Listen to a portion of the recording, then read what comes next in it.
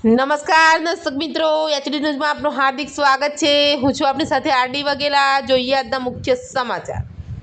Ankleshwar જીઆરડીસીમાં diamond theatre hall ખાતે માં દિલ સે દિલ તક દાંપત્ય જીવન સેમિનારનું આયોજન કરવામાં આવ્યું હતું, જેમાં 70થી વધુ દંપતીઓએ જૂનો પ્રેમ તાજો કરી સંબંધો વધુ મજબૂત બનાવ્યા હતા। અંકલેશ્વર જીઆરડીસી સ્થિત ડાયમંડ થિયેટર હોલ ખાતે વિતેલા દિવસોમાં દિલ સે દિલ તક વિષય પર એક અનોખા અને ભવ્ય દાંપત્ય જીવન સેમિનારનું આયોજન કરવામાં આવ્યું હતું। આ સેમિનારમાં 70 કરતાં પણ વધારે દંપતીઓએ ઉત્સાહપૂર્વક ભાગ લીધો હતો।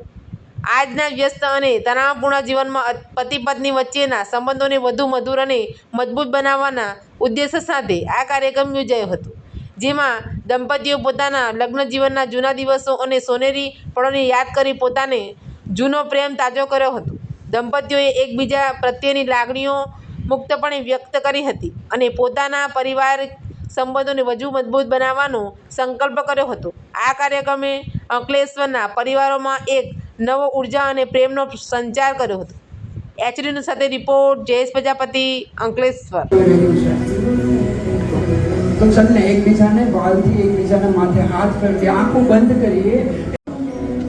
દિવસ રાત રાત જોયા વગર એ તારી માટે કામ કરે છે। એના માથે હાથ મૂકને બેન, કોઈ બેન તું જો મારી વાત સાંભળે તો એના માથે હાથ મૂક અને કે તું ઉપાધિ નહીં કર, તારી હર કોઈ મેરી જાન